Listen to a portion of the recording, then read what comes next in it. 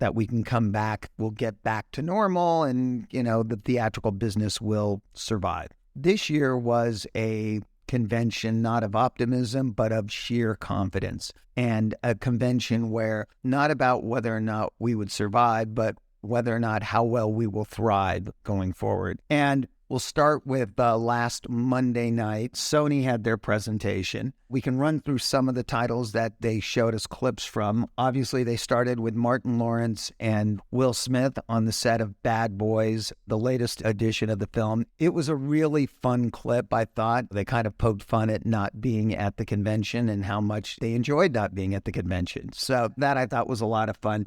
We saw a clip from Dumb Money, which is the upcoming film that takes a look at the GameStop meme stock adventure that happened last year. That looked really good. They had the next chapter of Insidious that was coming up. Something that looks absolutely hilarious to me. I'd like to get your take on what you think this movie is going to do, and that is The Machine. That one I think is really interesting. And by the way, just to back up for a moment, I love the fact that the studios bring out their firepower in terms of the talent. And also, I think it's to give back to the exhibitors who really love seeing the stars. I was at an event, we'll get to that in a minute, but an event for Warner Brothers where Margot Robbie was there. And she was such a trooper on that, just out there really understanding how important it is to show the theater owners that the talent really cares about them and really trusts in them to show their movies. But The Machine, yeah, that's very interesting. An action comedy, Mark Hamill. It's about an estranged father and the ghost of his booze-soaked past. It looks fun. It looks like a movie that may kind of catch a tailwind when it opens up. And the director also directed that movie Keanu about the cat. Yes, which was another kind of fun film that was a little bit out there. Peter Atencio is the director. I like movies like this that are a little different. They're funny, but a different point of view. That one looked really good. And it's funny how a lot of these films, you see the trailer, you see footage from them, you get very excited. And we're in that environment, Mike, right, where you're at CinemaCon, so everything seems like it's going to be great, but a lot of these really do look like they're going to be a lot of fun. Whether that translates to big box office, we'll find out, but there's so many more movies. And Mike, we talked all last year about the lack of product. I learned at the convention, I'm not going to call it product anymore. I'm going to call them movies, Mike. They're movies. And so this summer, we're going to have 42 wide-release summer films. Last summer, we had 22. That there tells a big tale as well. And The Machine, going back to that real quick, great date, counter-programming of The Little Mermaid, which we'll get into. We saw a clip from that as well. Right.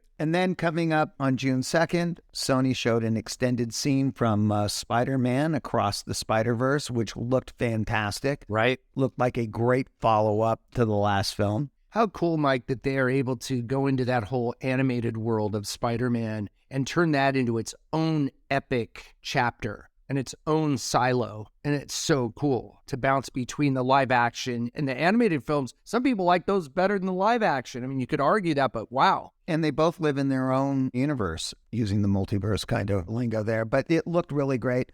And coming out of the Spider-Man universe is the next Marvel feature from our friends over at Sony, and that was Kraven the Hunter, which is a real hard action R-rated. They went out of their way to make sure we all knew it was going to be an R-rated film that's coming out in October, which is that Morbius kind of release date, which looks, again, fantastic. And Mike, can I say going R-rated for the superhero genre has paid big dividends, whether it's Joker or Logan or Deadpool. I think audiences are ready for that, and perhaps even younger viewers who grew up with some of these superhero movies, they're now getting to the point where they're ready for the R-rated stylings of superheroes, which offers up a lot of creative possibilities, shall we say. You are not kidding on that one. Speaking of R-rated, this is one of my favorite clips, and that was the Jennifer Lawrence R-rated comedy, No Hard Feelings. Jennifer Lawrence playing definitely counter to any kind of character she's played before. You know, she's basically playing a prostitute, I guess is the best way to say it. Sex worker, Mike. Yes, who's hired by a family to help get their son ready for college. It was a hilarious clip that they showed. This is going to be the summer of the R-rated comedy. And the title says it all, Mike. Yeah. No hard feelings. And it's really interesting, too, because the R-rated comedy has really not fallen out of favor, I don't think, with the audiences, but so many of them have been relegated to the streaming services and comedy in general. So I love this because we talk about horror movies being shown in the movie theater and how immersive and exciting that is to be in that communal environment. Well, guess what? A great comedy like The Hangover, for example, or Neighbors, or Knocked Up. I mean, you name the comedy, there's so much more fun in the movie theater. This looks like a perfect movie for the movie theater, coming out June 23rd. It looks great. And then one other movie I want to touch on from the Sony presentation. I wasn't quite sure how they were going to pull this off, and that was Gran Turismo. Based on a PlayStation game, the way they presented, they had David Harbour come out and give the backstory and then show a clip. I'm all in on this movie. Going that first week of August date, I think we got a winner in this one. Video game adaptation is back. I mean, Super Mario, obviously, but this is very different. But I think audiences are ready to explore new realms that are within the context of, we're accustomed to all the superhero movies, Mike, but now let's get in that video game world. Once they crack the code on that, especially with live action video games, I think that's a new frontier. This one's based on a true story, and it was basically about a group of gamers who had been playing the Gran Turismo game, who were then challenged to actually go on a race course and actually drive. And I don't want to spoil any more of it, but, you know, it's got a bit of that cool runnings to it and a bit of the Mighty Ducks. Yeah. You know, you kind of throw it all together. Love that. And it, you know, with a lot of action, it really looked fun. And you know me, I'm a car guy through and through, so I'm all in on that for sure. Two more things on the Sony presentation real quick. Obviously, they showed us a clip from Equalizer 3, which looks fantastic. Denzel came out to receive an award. You know what, though, Mike? I have a bone to pick with those movies. They're just not violent enough. I love those movies. That was like John Wick style. I mean, what Denzel, he's so quiet in those movies till it's time not to be quiet. Again, it looks like it's going to just pick up where the franchise left off and keep delivering to the fans, to your point. And then finally, they showed the scenes from the Apple film Napoleon, which you and I talked about on the last podcast, which, you know, looks absolutely stunning. And again, the big message here is a company that has formerly been just primarily in the streaming business with Apple is now making a big leap and a big commitment into theatrical, and not only Killers of the Flower Moon, which you alluded to, but Napoleon as well. So they have two big movies that are coming up. And it's Ridley Scott directing, and Joaquin Phoenix and Vanessa Kirby. It looks amazing. Anything with Ridley Scott, count me in.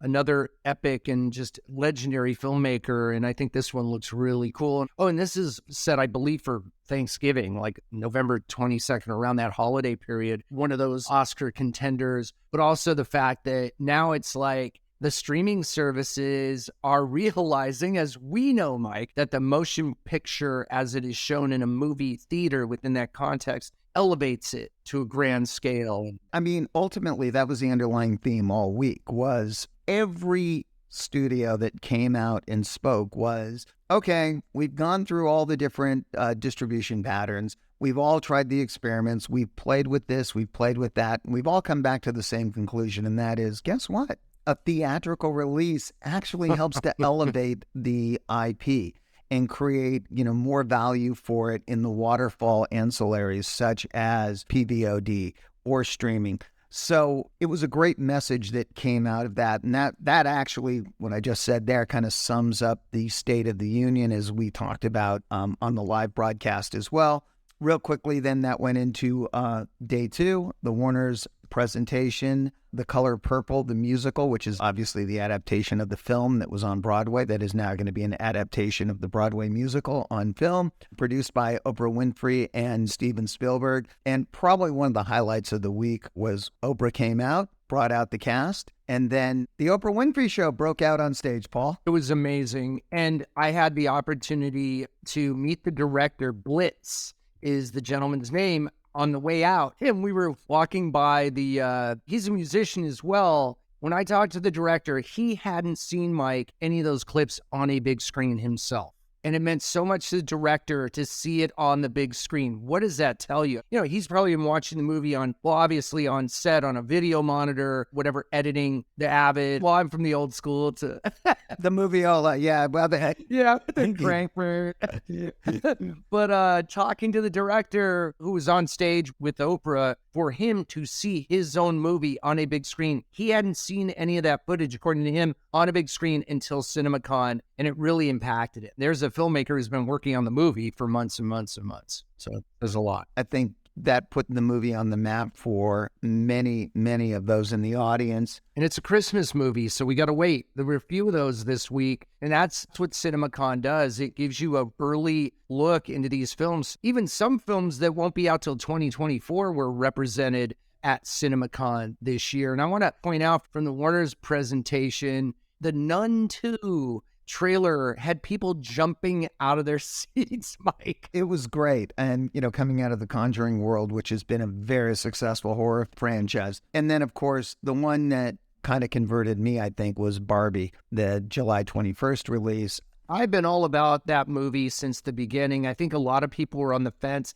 I think because conceptually, it's hard to wrap your mind around this. Is it a comedy? Is it a social commentary? Is it just a period piece in a strange way? Is it a nostalgia piece? But I think with Greta Gerwig at the helm, and then, of course, Ryan Gosling and the great Margot Robbie perfectly cast as Ken and Barbie, this one is one to look out for. And just to kind of fast forward to the Universal presentation, that opens the same weekend as Oppenheimer. So you have Barbie, Oppenheimer, Oppenheimer, Barbie. Just say that a bunch of times in a row. That's a great weekend. It's a great counter-programming weekend as well. Real quick, the other thing on Barbie that really stood out was the detail and the colors that went into the set design. It was very visually stunning what they've come up with. And I think when audiences, as they roll more of this material out, as you pointed out, Paul, this is going to be a huge movie. You brought this up the other night. This is one that is going to be one of my favorites, and that is the Wonka origin story.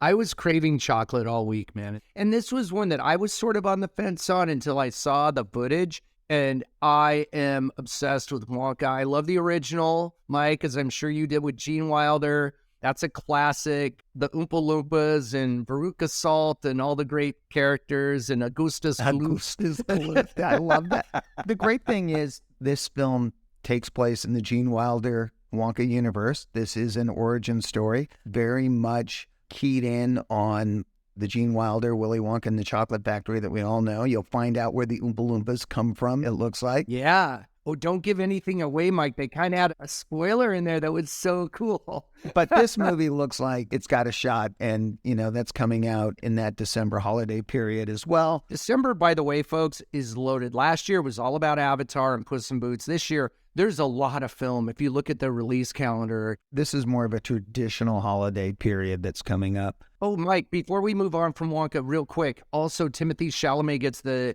MVP award because he's also in Dune 2. I got to say, I didn't know much. I mean, I know about Timothée Chalamet, but he came off as so grounded, so charismatic, so cool. He was wearing some sort of leather vest thing over a white tee. He had hair I envy very much. You envy?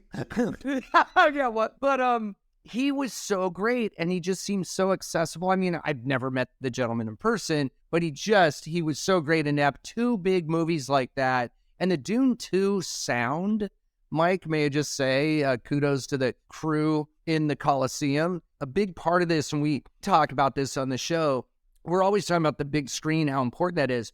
We got to give it up for the sound engineers, the sound mixers, the sound designers, and those who install the sound in the Coliseum and in movie theaters as well.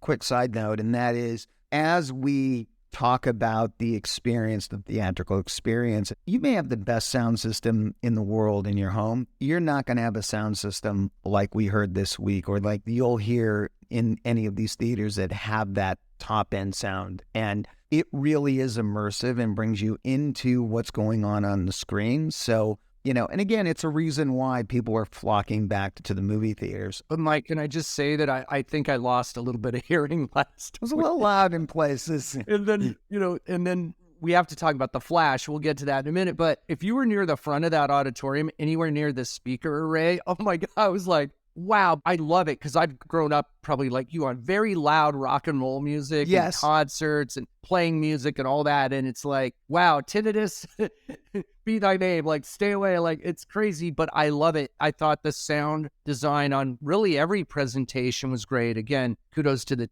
CinemaCon team for sure. Phenomenal. And then real quick, speaking of loud, we got to see a clip from Meg-2. And as we all know, Paul is a huge fan of the Sharks. Yes.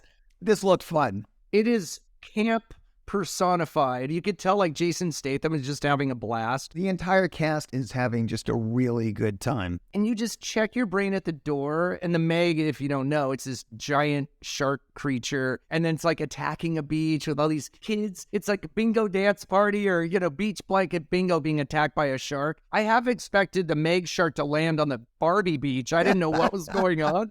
It was really cool. And I love movies like that. Not every movie has to be an Academy Award winner. And they had such great success with the original Meg. And so Meg-2 was featured. And so Warner Brothers really had, I thought, a great presentation. And then they laid out their plan for the DC universe, which I know a lot of fans out there have polarization on how it's been handled up to date. But it seems that James Gunn and Peter Safran have a very good handle on what they want to do. Basically, they laid out their 10-year vision of where they see the franchise going. And then, of course, we saw The Flash, but we also got to see clips from the new Aquaman film and Blue Beetle, which is coming out on August 18th. I got to say, Mike, we have to be very careful with The Flash. There are so many spoilers in this movie. There's a lot of backstory with this movie to the main star. I don't want to really get into all that drama here. That's not really our place, but I will say I love the movie. I thought it was so much fun. Andy Muschietti, and I believe it's his sister, Barbara, they were on stage talking about the movie, and Andy had directed it. And I think they bring a different and unique vision to the superhero genre, particularly for DC. This has so many elements. There are spoilers that are not really spoilers because they're in the trailer currently, but I'm not going to say anything because I don't want to get beat up. All I can say is the movie was a blast from beginning to end. The opening scene, Mike,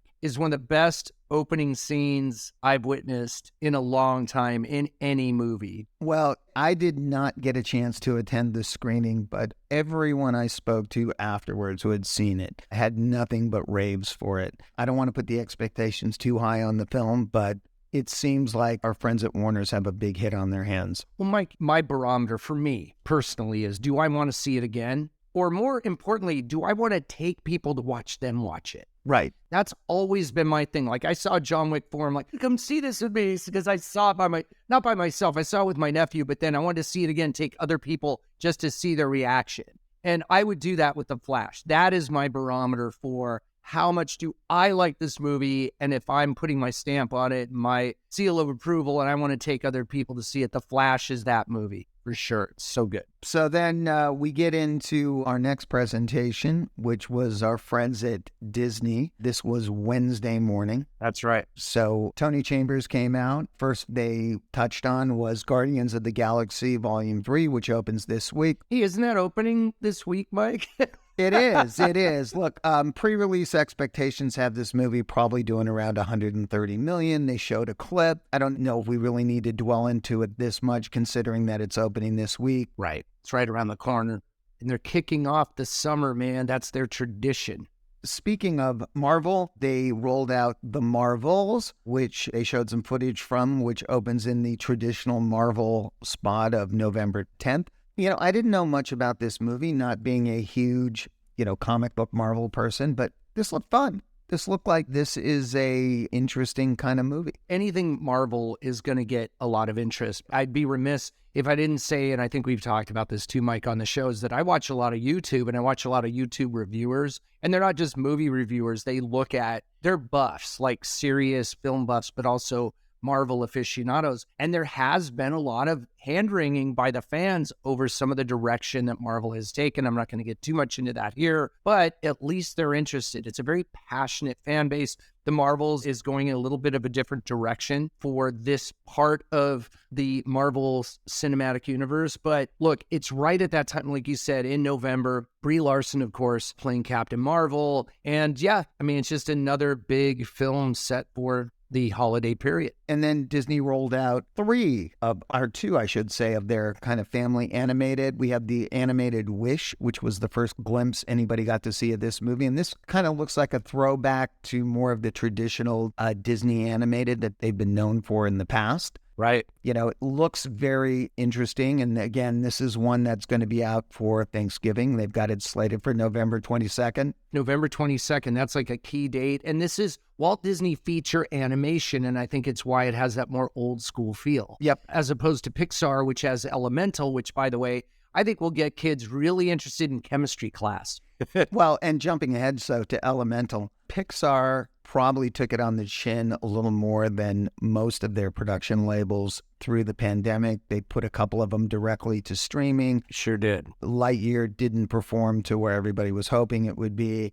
I really liked what we saw in Elemental. I think this is a total return. Yeah, I didn't know how they were going to pull this off, where they were going to have elements. It's a touching story. It's very topical for today, but it's also, to your point, Paul, a return to the Pixar formula that has worked so well in the past. Well, and it reminded me of Inside Out, where they go into the brain and they're looking at all the different elements of your personality. This one looks at fire and water, all these different things, and it looks like a total return to form. Even the one sheet looks similar to the Inside Out one sheet, which I loved, and that's such a great movie. So I think Pixar is back. Pixar did they took a bit of a hit here. I think also, too, part of that was that because of so many animated films, particularly Pixar and others, either having a very short window or going straight to streaming or being on Disney Plus, maybe at a premium fee, it created a lot of, I think, confusion by families and kids trying to figure out where are these Pixar movies. But I think this is a resounding comeback in a sense. Not that Pixar really needs a comeback, but they did take a little hit over the course of the pandemic. This one looks like a perfect comeback movie for them. I agree. We also got to see an extended scene from Little Mermaid. I got to tell you, another one that, I might have been on the fence with. Yeah. I was sold after watching that. They brought Alan Menken back to do some more original music. I think Disney's done it again, as they say. Yes, they have. Disney's done it again. And of course, we saw Universal's presentation as well. That was really cool. Christopher Nolan came out, talked about Oppenheimer, showed extended footage. I will make a prediction right here, right now on Ticket to Ride, Mike, that this will be an Academy Award nominee. I think when I saw a footage of Robert Downey Jr., I think clearly an Oscar nomination for Best Supporting Actor. Christopher Nolan is my guy. I love all his movies. I may not have enough brain power to understand all of them, but yeah. I certainly appreciate his commitment, not only to the movie theater, but to film. I mean, this is going to be presented as an option for people to see it in 70 millimeter film. So then after Little Mermaid, we got to see a scene from Haunted Mansion. This one looked a lot of fun to me too, as the stylization of the movie was based on the Haunted Mansion that we all know from Disneyland and Disney World. There was even the portraits that were hanging were the same ones that hang when you walk in there. So that's right. This is one where you sat there and go, I don't know how they're quite going to pull this off. I'm very optimistic this one will work. It's very interesting, Mike, because you look at Pirates of the Caribbean and other films based on theme park rides, and Disney obviously has all this IP literally sitting right there in either Anaheim or Florida and around the world at their theme parks. But it's always been a bit of a hit or miss thing on some of these films in terms of trying to flesh out an entire movie based around a theme park ride. But this looks like, you said, the iconography that they present in the footage, I think they're going to nail it this time. In a great cast: Owen Wilson, Rosario Dawson, Tiffany Haddish, and Lakeith Stanfield. I think a great cast. So I'm looking forward to this. And for those who grew up going to the Haunted Mansion, at least I did here in Anaheim at the Anaheim Disneyland, maybe this will be the one that really cracks the code. And obviously Pirates cracked the code And I think that's what they're hoping to do. I think they're hoping to veer this in the direction of that. And then here was an interesting one. I had no idea going into the presentation that A Haunting in Venice was actually the follow-up to Murder on the Orient Express and Death on the Nile. And at least in the footage they showed us last week, they kind of took a turn, and rather than doing kind of the fun romp that they did on those two, this looks to take a very dark and serious kind of murder mystery turn. I really dig the trailer, and Kenneth Branagh, obviously a great director, a terrific cast, Michelle Yeoh, Jamie Dornan, a lot of great actors in this one. And the trailer's really good.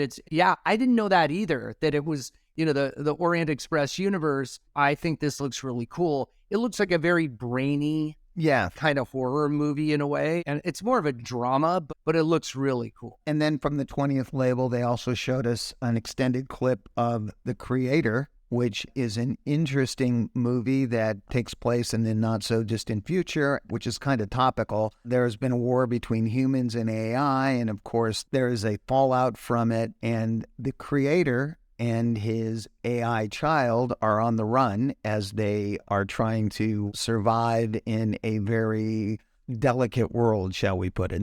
Yes, and John David Washington, one of my favorite actors working today, Ken Watanabe, directed by Gareth Edwards, who also directed Rogue One, A Star Wars Story, and the 2014 Godzilla. So this one looked really cool, and you're right, it's very topical. I'll be curious to get the ChatGPT review on this one once it comes out.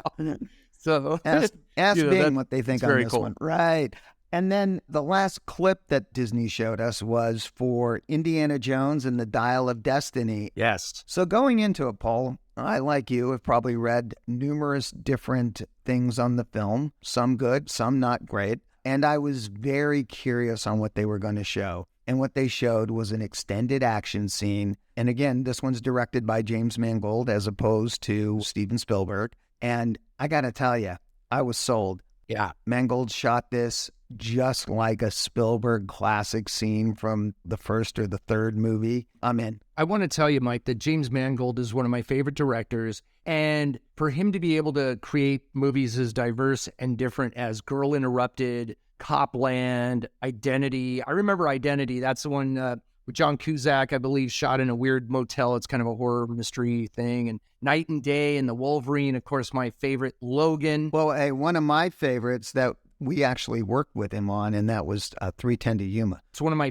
favorite Westerns, Mike. Such a good movie. And he got great performances out of Russell Crowe and Ben Foster in that one. Oh, and Christian Bale. And, and Ben Foster actually steals that movie, in my opinion. What a great actor. He throws everything into it in every movie he's in. But yeah, that's really cool. I think Indiana Jones and the Dial of Destiny, no matter how you feel about the movie, how could you sit that one out? It's summer, the end of June, it's Harrison Ford, and it's this new take on one of the most iconic characters in movie franchises of all time, and it's still going. So I'm really excited about that one. And Disney wrapped up the presentation with a screening of The Boogeyman, which played really well, I understand. I'm not the best horror audience, so I did not stay for that screening, but I understand it played really well. So that, Paul, pretty much wraps up the first part of our CinemaCon recap. We have still Universal, Paramount, and Lionsgate to discuss, but I think it's probably best that we break that up into another episode we'll drop later this week.